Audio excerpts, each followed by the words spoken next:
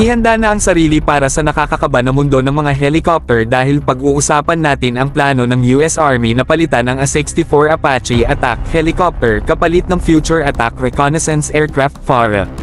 Pero teka, mga kabro, may twist tayo dito sa kwentong ito. Isipin natin kung sakaling ang Philippine Army o ang Philippine Air Force ang magkaroon ng kamay sa kahangahangang teknolohiyang ito. Imahinahin natin, mga bro, pangkalangitan sa Pilipinas na puno ng mga modernong helicopter, teknolohiyang dekalidad, at walang kupas na performance.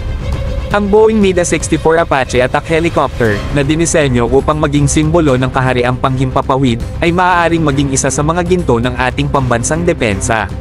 Maaari nyo bang isipin ang lakas at kahusayan na magagawa ng ganitong high-tech na eroplano para sa ating hukbong sandatahan?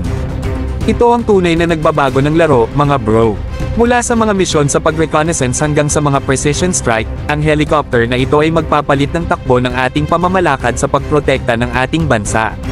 Isipin nyo ang epekto nito sa ating mga kakayahan sa militar. Ang Philippine Army at Air Force na armado ng A-64 Apache attack helicopter ay magiging isang puwersang dapat katakutin. Wala nang panahon para sa mga luma at limitadong kagamitan. Lalahipad tayo patungo sa mga bagong taas ng tagumpay, literal at di metapora, na nagbibigay proteksyon sa ating mga hangganan at nagtatanggol sa ating mga interes. Pero hindi tayo dapat tumigil doon, mga bro. Ang pagkuha ng ganitong kahangahangang teknolohiya ay hindi lamang magpapalakas sa ating kakayahan sa depensa kundi magbubukas din ng mga oportunidad para sa pakikipagtulungan at pagkakaisa. Isipin ang palitan ng kaalaman, mga programa sa pagsasanay, at mga joint exercise na magaganap kasama ang ibang bansa. Ito ay isang pagkakataon upang magtayo ng mga tulay, patibayin ang mga alyansa, at ipakita ang Pilipinas bilang isang malakas na puwersa sa pandaigdigang entablado. Salamat sa inyong lahat sa pagtambay sa atin habang inilalakbay natin ang nakakakaba na mundo ng military innovation.